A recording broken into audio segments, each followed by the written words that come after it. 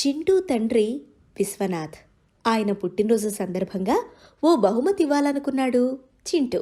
అందుకు ఏమిస్తే బావుంటుందా అని ఆలోచించటం మొదలుపెట్టాడు. వాళ్ళింటి ముందు రిక్షారాములు ఉండేవాడు. ఆయన చనిపోయిన తర్వాత రిక్షాని పట్టించుకోవడం మానేశారు. చింటూ తన పాకెట్ మనీతో ఆ రిక్షాని కొన్నాడు. దానికి హ్యాండిల్ బార్ బదులుగా స్టీరింగ్ అమర్చాడు. వెదురుగడలతో కారులాగా బాడీ తయారు చేశాడు. దాన్ని తండ్రికి పుట్టినరోజు కానుగ్గా ఇచ్చాడు. చాలా అద్భుతమైన బహుమతి. మనం ఇంకా ఎక్కడికి వెళ్ళినా ఈ రిక్షా కారులోనే వెళ్దాం అంటూ చింటూని ఎంతగానో మెచ్చుకున్నాడు విశ్వనాథ్. చింటూ తన తండ్రికి రిక్షా కారు పుట్టినరోజు కానుకగా ఇచ్చిన విషయం పింటూకి తెలిసింది. ఒరే చింటూ, తెలివి నీ ఒక్కడి సొమ్మే అనుకోకు. నువ్విచ్చిన రిక్షా కారు తొక్కలేక మీ నాన్న కాళ్ళు వాచిపోతాయి. నేను మా నాన్నకి తొక్కే అవసరం లేని కారిస్తా చూడు. పింటూ తండ్రి శ్రీధర్. ఆయన పుట్టినరోజు దగ్గరకొచ్చింది. తను కూడా ఆయనకో కారు బహుమతిగా ఇవ్వాలనుకున్నాడు పింటూ. నాన్నకి కాలు నొప్పెట్టకూడదనే తొక్కే పని ఉండకూడదు. తొక్కకుండా ఉండాలంటే కారుకి ఇంజన్ ఉండాలి. ఇలా అనుకోగానే తమ ఇంట్లో ఉండే పాత మోటార్ బైక్ గుర్తొచ్చింది.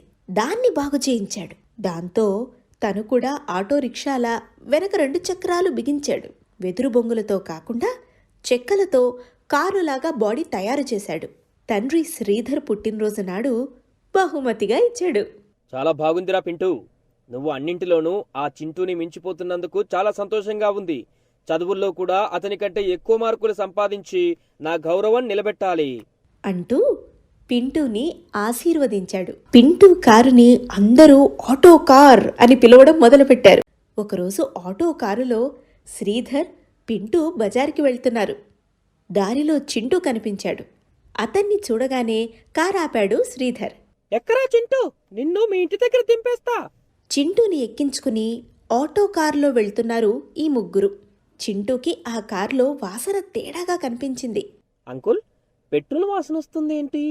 ఇందాకనే పెట్రోల్ కొట్టించాను. దాని వాసనే అయ్యుంటుందిలే, డోంట్ వరీ. మరికొంత దూరం వెళ్ళాక ఇంజన్ సౌండ్లో ఏదో తేడా కనిపించింది చింటూకి. అంకుల్, సౌండ్ తేడాగా ఉంది. మనం కారు ఆపేయడం చాలా మంచిది. మరి అంత భయం పనికిరాదు. నీకంత అనుమానంగా ఉంటే దిగిపో. పింటూ తనని పిరికివాడన్నా చింటూ కోపం తెచ్చుకోలేదు. Uncle, something is wrong. ముందు కారు ఆపండి అంకుల్. చింటూ మాటల్ని పింటూలా తేలిగ్గా తీసుకోలేదు శ్రీధర్. అందుకే ఆటో కారుని రోడ్డు వారగా ఆపాడు. ముగ్గురు కిందకి దిగారు. వెనక సీట్లో ఉండే వస్తువుల్ని తీసి కింద పెట్టాడు చింటూ. కారుకి కొంచెం దూరంగా నిలబడ్డారు ముగ్గురు. చూస్తుండగానే ఆ కారులో మంటలు చెలరేగాయి.